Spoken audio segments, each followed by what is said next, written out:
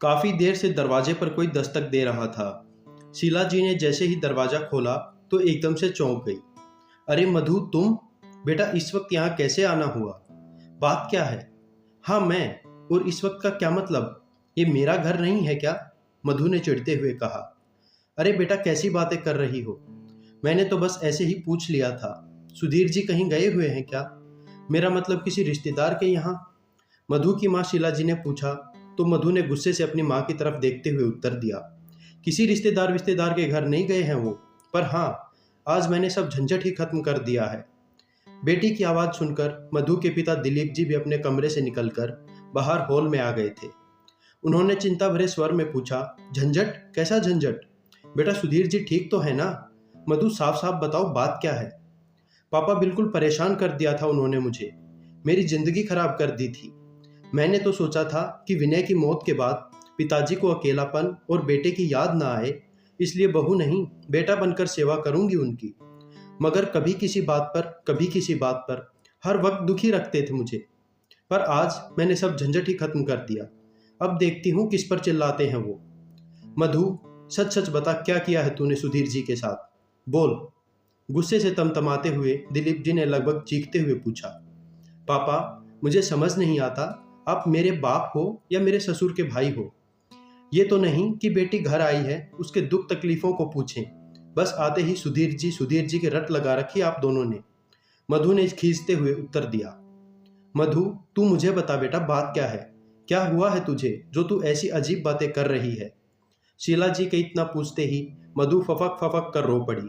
माँ, आपको तो पता ही है ना कि विनय के गुजर जाने के बाद घर खर्चा चलाने के लिए मैं नौकरी भी करती हूँ और अपने ससुर की देखभाल भी करती थी, पर वे बात बात पर मुझे ही ताने देते रहते थे। कल शाम उनके कुछ दोस्त उनसे मिलने आए थे। मैंने चाय बनाने के लिए फ्रिज में देखा तो दूध खत्म हो गया था। मैं दूध लेने दुकान तक चली गई, पर आई तब तक उनके दोस्त जा चुके थे। मेरे आते ही वे मुझ पर चिल्लाने लगे और बोले कि तुमसे तो घर आए किसी मेहमान को चाय तक नहीं पिलाई गई। तुम्हारी वजह से मुझे उनके सामने शर्मिंदा होना पड़ा। मेरा कहा एक काम भी करने में तुम्हें दिक्कत होती है, और मेरी पेंशन आते ही ऐसे जताती हो जैसे वो मेरे ना होकर तुम्हारे हक के पैसे हों। इससे अच्छा तो मैं किसी वृद्धाश्रम में जाकर रहने लग जाऊं। कम से कम किसी का मोहताज तो नहीं रहना पड़ेगा। अपनी पेंशन के पैसों से जैसे मर्जी वैसे रहूंगा। अब माँ, आप ही बताओ, मैं उनकी सेवा में क्या कसर छोड़ती हूँ? अगर मुझे अपने ससुर की चिंता नहीं होती तो मैं विनय की मौत के बाद क्यों रहती उस घर में? अपने मायके आकर अपनी बची जिंदगी यहाँ गुजार लेती। पर जिस तरह से उन्होंने अपनी पेंशन का एहसान जताया वह मुझे बहुत बुरा लगा। उनकी जितनी पेंशन आती है उससे ज़्यादा खर्चा भी तो है। उनकी दवाइयों का खर्च, घर आए रिश्तेदारों का मान सम्मान। अब अकेली मैं क्या क्या करूँ माँ? पर जब मैंने उनसे इस बारे में कहा तो भड़क गए और बोले, अगर मुझसे इतनी ही तकलीफ होती है तुम्हें तो छोड़ क्यों नहीं आती मुझे किसी वृद्धाश्रम में? जैसी भी होगी, पर इस नर्क जैसे घर से तो अच्छी ही जिंदगी होगी वहां पर। माँ, रोज रोज की इस बहस और कहासुनी से बहुत तंग आ गई थी मैंने भी गुस्से में कह दिया कि चले जाइए ना, फिर कौन रोक रहा है आपको? रोज रोज की इस झिक झिक से कुछ तो शांति मिलेगी मुझे। बस फिर क्या था, उन्होंने गुस्से गुस्से में रात का खाना भी नहीं खाया और सुबह उठते ही बोले, मुझे कहीं छोड़ आओ, अब एक और पल भी मैं इस घर में नहीं रहना चाहता। मेरा गुस्सा कुछ शांत हो गया था, पर उनकी बात सुनकर दोबारा से दिमाग खराब हो गया और मैं उन्हें एक वृद्धाश्रम में छोड़ आई। हे भगवान, मधु, तुम जानती भी हो तुमने कितना बड़ा पाप कर दिया है बेटा। तुम में इंसानियत नाम की कोई चीज है भी या नहीं? जब तुम उन्हें कल वृद्धाश्रम में छोड़कर वापस घर गई तो क्या तुम्हें उनकी जरा भी कमी महसूस नहीं हुई? क्या तुम्हें तुम्हारे बूढ़े ससुर इतने बोझ लगने लगे थे जो तुम उन्हें इस उम्र में ऐसे अकेला वृद्धाश्रम में छोड़ आई? ऐसे तो कल को हम भी तुझे बोझ ही लगेंगे। हमें भी कहीं छोड़ा होगी क्या ऐसे ही? मधु की माँ शीला जी ने कहा तो मधु को आश्चर्य हुआ कि उसके खुद के माँ बाप उसका पक्ष लेने की बजाय उसके ससुर के पक्ष में बोल रहे थे। उसने उनकी तरफ देखा तो शीला जी और दिलीप जी दोनों रो रहे थे।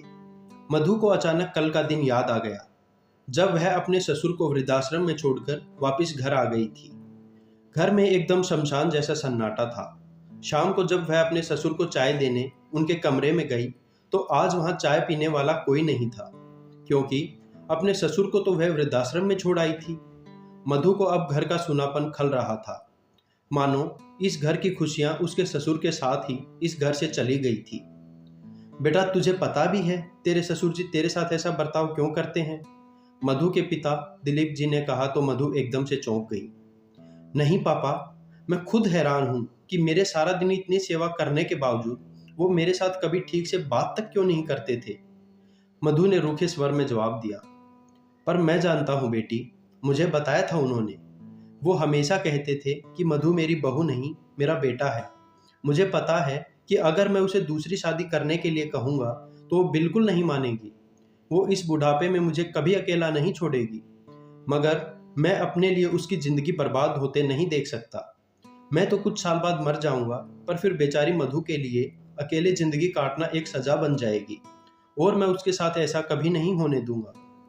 उन्होंने तो मुझ पर भी दबाव बनाया था कि मैं तुम्हें दूसरी शादी के लिए समझाऊं, पर तुमने उस समय मेरी बात नहीं सुनी और कहा था कि तुम्हारे ससुर तुम्हारी जिम्मेदारी हैं और तुम उन्हें बुढ़ापे में अकेला नहीं छोड़ सकती, और शायद इसीलिए वो तुम्हारे साथ ऐसा व्यवहार करते थे ताकि तुम उनसे परेशान होकर दूसरी शादी कर लो। मधु के पिता ने गंभीर स्वर में कहा। अपने पिता की बात सुनकर मधु सन्न रह गई। हे राम, ये मैंने क्या कर दिया? कहते हुए मधु तुरंत घर से बाहर की ओर दौड़ पड़ी। उसने फटाफट से ऑटो पकड़ा और उस वृद्धाश्रम की ओर चलने को कहा। उसकी आंखों से लगातार आंसू बहे जा रहे थे। वृद्धाश्रम पहुंचकर वह बदहवास सी होकर अपने ससुर को इधर उधर ढूंढने लगी। बाहर हॉल में एक चारपाई पर उसे वो बैठे दिखे। मधु दौड़ते हुए उनके पास पहुंची और उनके पैरों में गिरकर जोर से रो पड़ी। पिताजी, हो सके तो मुझे माफ कर दीजिए, मुझसे बहुत बड़ा पाप हो गया है। सुधीर जी ने मधु को उठाया और बोले, नहीं बेटा, तुम मुझे माफ कर दो। मैंने सोचा था कि मैं तुम्हारे साथ बुरा व्यवहार करके अपने लिए तुम्हारे मन में इतनी कड़वाहट पैदा कर दूंगा कि तुम खुद ही मुझे अपने से दूर कर दोगी, मगर ये बूढ़ा बाप अपने बेटे को तो पहले ही खो चुका है, पर अब अपनी बेटी को किसी भी हाल में नहीं खोना चाहता। ये कहते हुए सुधीर जी फूट फूट कर रो पड़े। कभी मधु सुधीर जी के तो कभी सुधीर जी मधु के आंसू पोंछकर एक दूसरे को चुप कराने की कोशिश कर रहे थे। तब तक मधु के माता पिता भी वहां पहुंच चुके थे। अपनी बेटी को अपने बूढ़े ससुर का ढाढ़स बंधाते देख वे दोनों भावुक हो गए। मधु के पिता ने सुधीर जी को गले से लगा लिया और बोले, आप तो एक सगे बाप से भी बढ़कर पिता का फर्ज निभा रहे हैं। शीला जी ने अपनी बेटी मधु को गले से लगा लिया और बोली, बेटी, आज मुझे तुम पर बहुत गर्व है, जो तुम्हें अपनी भूल का एहसास हुआ और उसे समय रहते सुधार लिया। आज फिर एक माता पिता की सही सोच और बेटी के उचित मार्गदर्शन की वजह से एक बुजुर्ग दोबारा से अपनों के बीच वापस अपने घर आ गए थे। अगर आपको यह कहानी पसंद आई हो तो इस वीडियो को लाइक करें और अपने दोस्तों के साथ शेयर करें।